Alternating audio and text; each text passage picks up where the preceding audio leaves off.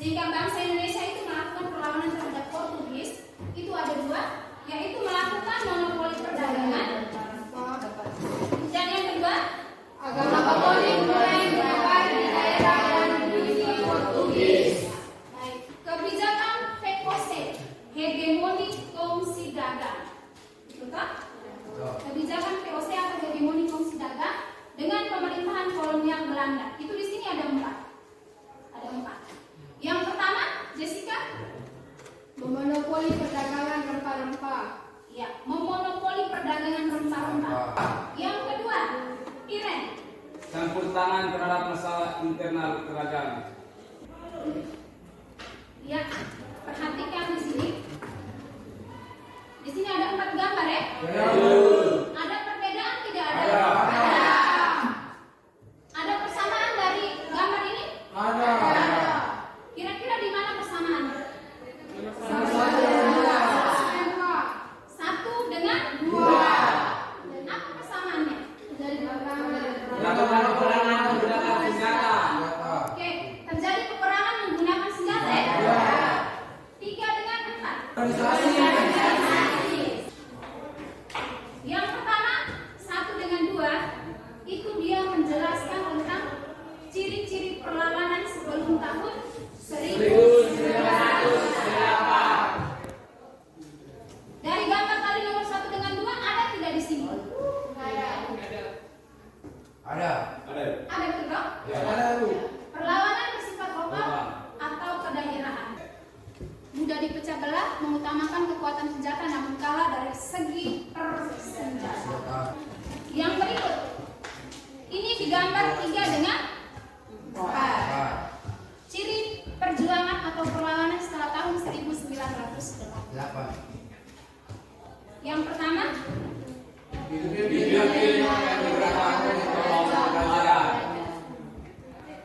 jadi orang-orang terpelajar yang memimpin, bersifat nasional.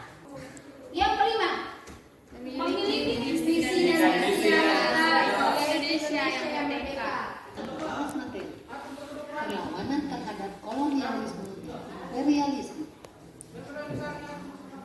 Perkembangan kolonialisme dan imperialisme Barat di Indonesia mengakibatkan Indonesia melakukan perlawanan untuk mengusir penjajah.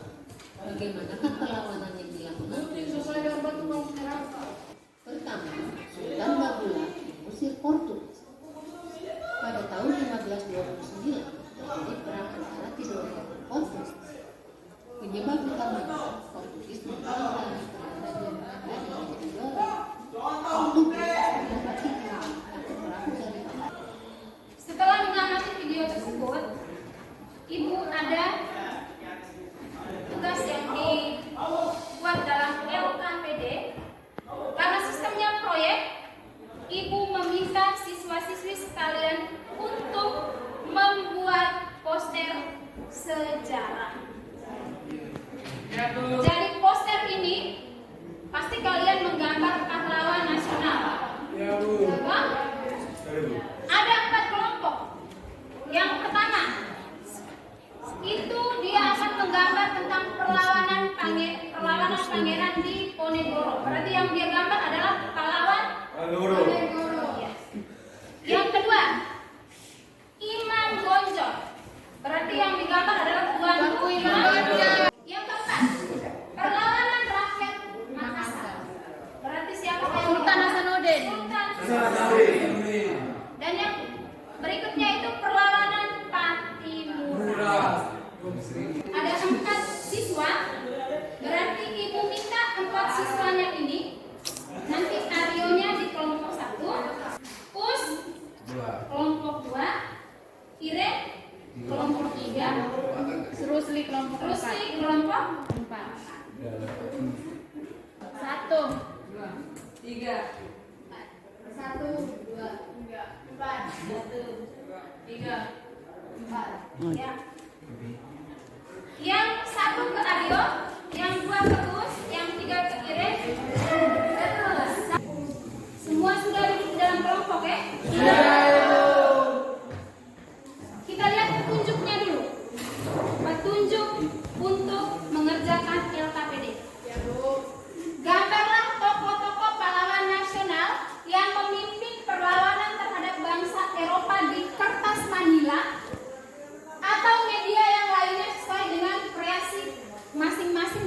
kelompok kalian. Baik, Bu. Ya, ayo. Dalam gambar kami menggunakan kelompok itu. Jadi kami menggunakan media request dengan cat air. Menggunakan media triplex. Ya. Ya, bagus. Jadi kelompok 1 itu mereka tidak menggunakan kertas manila, tetapi mereka menggunakan media triplex dengan Cat Air. tepuk tangan untuk kelompok 1. Kelompok 2, kelompok 3, 4.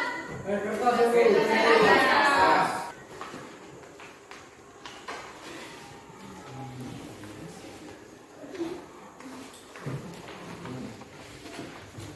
Jadi Ibu sudah siapkan LKPD-nya.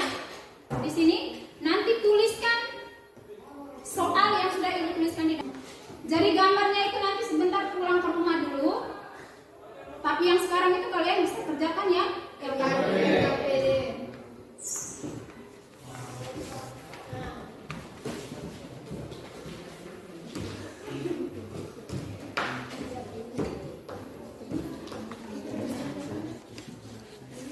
Ada pertanyaan? Tidak, Bu. Tidak ada?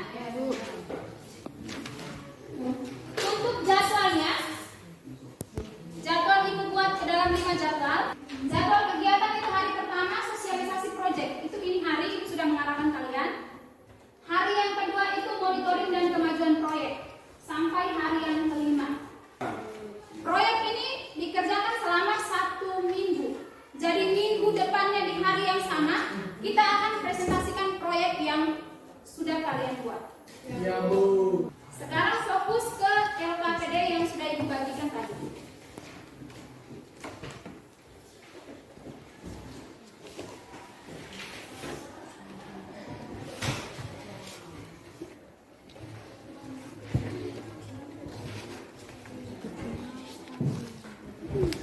Kelompok 4 ada kesulitan? Ada kesulitan?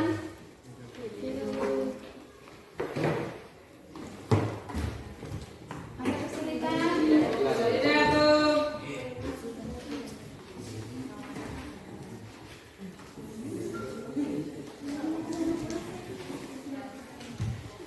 Tidak ada kendala dalam mengerjakan LKPD? Tidak, Bu. Jadi kita lihat kembali materi kita yang sudah kita pelajari tadi. Faktor yang mempengaruhi terjadinya perlawanan bangsa Indonesia terhadap bangsa Eropa itu apa? Monopoli perdagangan. Apa lagi? Menerapkan Ya. Jadi adanya berbagai perlawanan dari semua daerah di Indonesia. Betul? Terus ada 2 jenis perlawanan. Itu sebelum tahun 1998. Menggunakan senjata. Iya, menggunakan senjata. Yang berikut lagi. Setelah 1908, ciri-ciri perlawanan seperti apa? Sikap nasionalis. Iya, nasionalis. Dipimpin. Kedaerahannya sudah mulai tidak ada. Ya. Dipimpin oleh Kaum kaum terpelajar. Berikutnya lagi. Berorganisasi. Ya, tadi menggunakan senjata, kali ini mereka menggunakan Organisasi. Yang sebelum itu tidak ada kaderisasi, betul toh? Setelahnya itu mereka sudah mulai melakukan kaderisasi. Ada pertanyaan? Tidak, Bu. Ada? Nilai moral apa yang bisa kita petik dari pembelajaran hari ini? Persatuan. Persatuan. Bhinneka Tunggal Ika. Nilai moral yang kita ambil dari pembelajaran kita hari ini adalah kita lihat kesemboyan Pancasila, betul toh? Bhinneka Tunggal Ika. Berbeda-beda tapi satu. Untuk pertemuan kali berikutnya itu kita akan melanjutkan dengan melakukan presentasi. Ada pertanyaan? Kalau tidak ada, kita semua berdiri.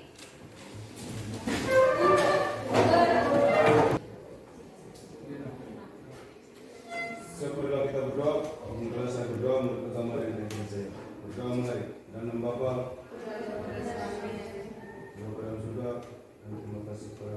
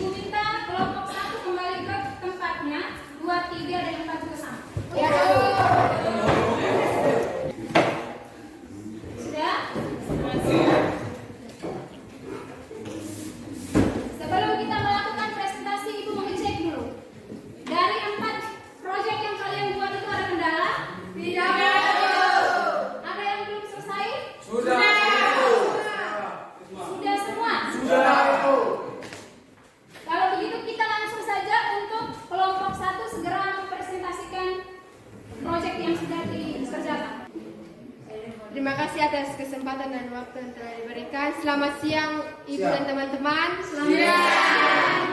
Kami dari kelompok 1 akan mempresentasikan hasil kerja kelompok kami. Kepada teman yang saya percayakan, saya persilakan. Oke, judul diskusi kelompok kami yaitu perlawanan Pangeran Diponegoro.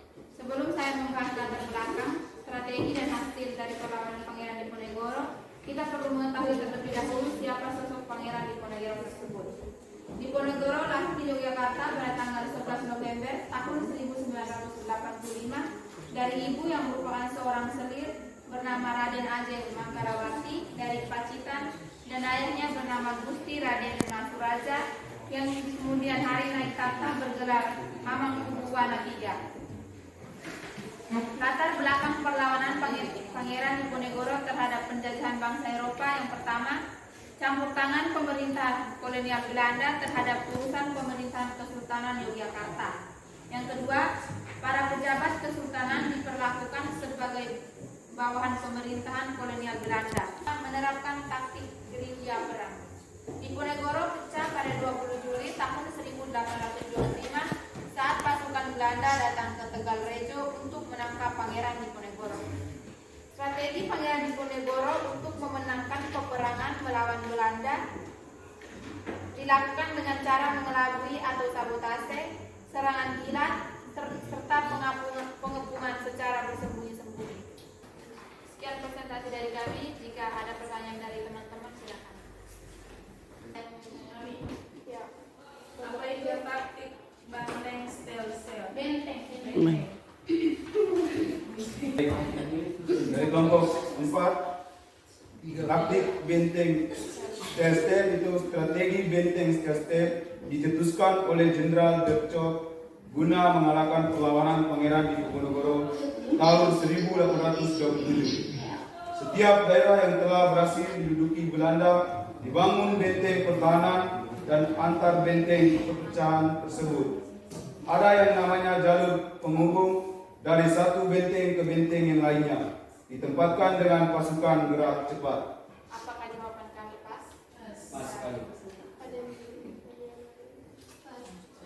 Silakan kumpulkan proyek dengan hasil EKTB. Ini adalah hasil gambar dari kelompok kami. Kami dari kelompok 2 ingin mempresentasikan hasil kerja kami kepada teman yang saya percayakan. Saya berikan kesempatan.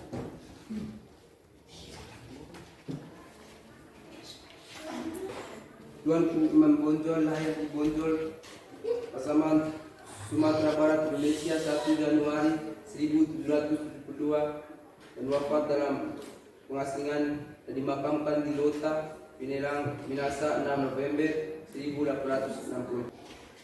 Tuanku Imam Bonjol diangkat sebagai pahlawan nasional Indonesia berdasarkan SK Presiden Republik Indonesia nomor 87 garing TK garing tahun 1973 tanggal 6 November 1973. 2. Latar belakang perlawanan Imam Bonjol terhadap penjajahan bangsa Belanda. 1. Adanya gerakan haji di Sumatera Barat yang dilakukan kaum Padri. Tujuan dari gerakan itu untuk mengajarkan syariat di Sumatera sesuai ajaran Islam.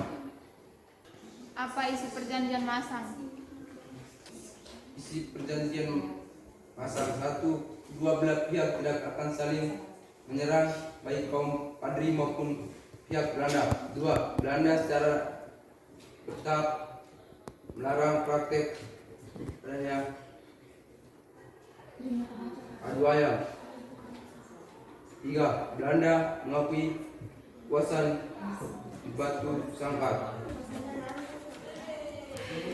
Baik teman-teman, inilah hasil dari proyek kelompok kami. Tepuk tangan untuk Baik, terima kasih atas kesempatan yang diberikan. Kami dari kelompok 3 ingin mempresentasikan hasil diskusi kami berkaitan dengan perlawanan rakyat Makassar. Kepada teman yang saya percayakan, waktu dan kesempatan saya berikan. Terima kasih atas kesempatan yang diberikan. Saya akan memaparkan hasil kami tentang perlawanan rakyat Makassar. Sultan Hasanuddin adalah Raja Goa ke-16 dan pahlawan nasional Indonesia yang dijuluki dengan sebutan ayam jantan dari timur. Sultan Hasanuddin lahir di Makassar pada tanggal 12 Januari 1631 dengan nama Imalobasi Muhammad Bakir Dayang Matawang Karaeng Bonto Magepe. Beliau adalah putra kedua dari Sultan Maliku Said, Raja Goa ke-15, dan ibunya yang bernama Isabel Tomo Lakunto. Sekian hasil presentasi kami. Apakah ada pertanyaan dari teman-teman waktu dalam kesempatan ada kami? Jelaskan visi perjanjian Bongkaya. Baik, saya akan menjawab pertanyaan dari kelompok 4. Isi perjanjian Bongkaya. 1. VOC diperbolehkan memonopoli perdagangan di kawasan Indonesia Timur. 2. Semua orang asing diusir dari Goa Talo kecuali VOC. 3. Goa Talo mengganti biaya kerugian perang.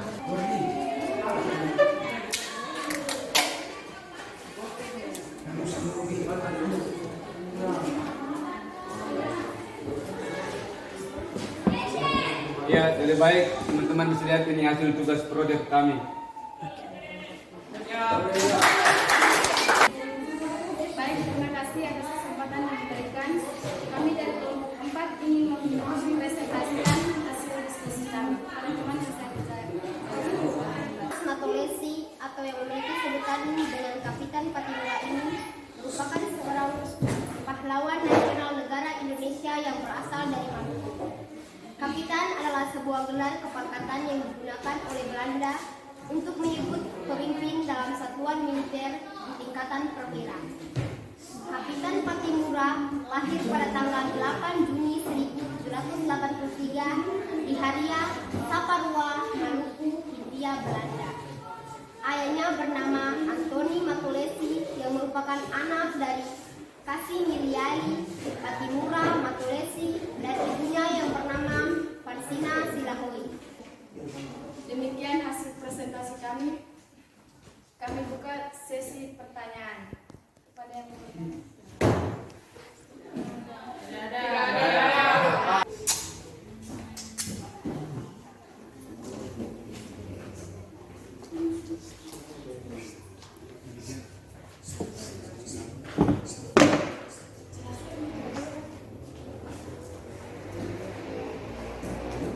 Demikian hasil presentasi kami. Kurang dan lebihnya kami mohon maaf. Hambatan, kesulitan, manfaat apa yang kalian rasakan pada saat mengerjakan proyek tersebut? Dari kelompok 1 dulu. Baik. Hambatan dari kami mengerjakan menggambar Pangeran Diponegoro itu kami mengalami Kesulitan bicara. kesulitan C dengan kuas.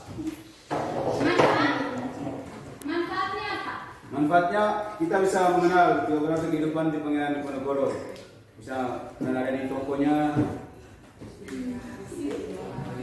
Begitu saja. Yang berikut kelompok 2. Manfaatnya dalam mencari materi kesulitan sedikit. Kalau manfaatnya kami dapat mengerti, bisa mengetahui cerita dari Pangeran Diponegoro. Terima kasih untuk kelompok 3. Hambatan yang kami alami adalah di saat kami menggambar, bisa mengetahui sejarah tentang Sultan Hasanuddin. Oke. Terima kasih kelompok 3.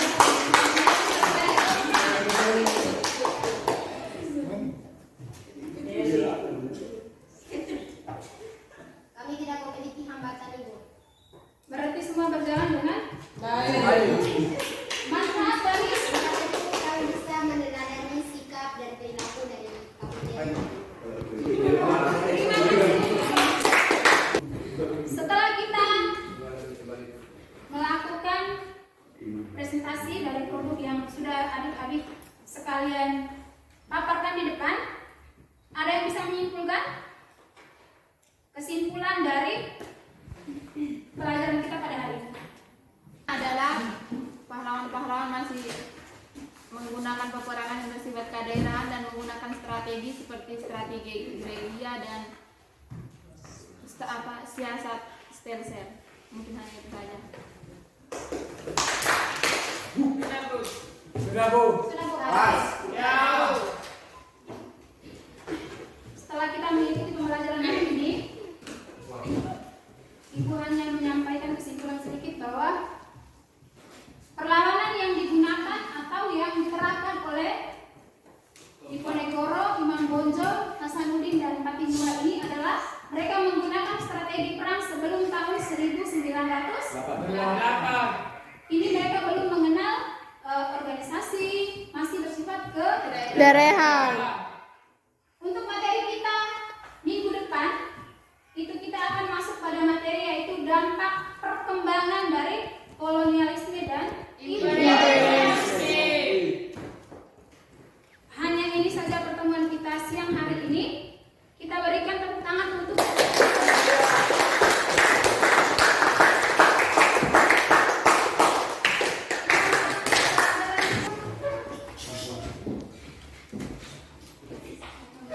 Siap, marilah kita berdoa dan izinkanlah saya berdoa menurut ajaran agama yang saya yakini. Dalam nama Bapa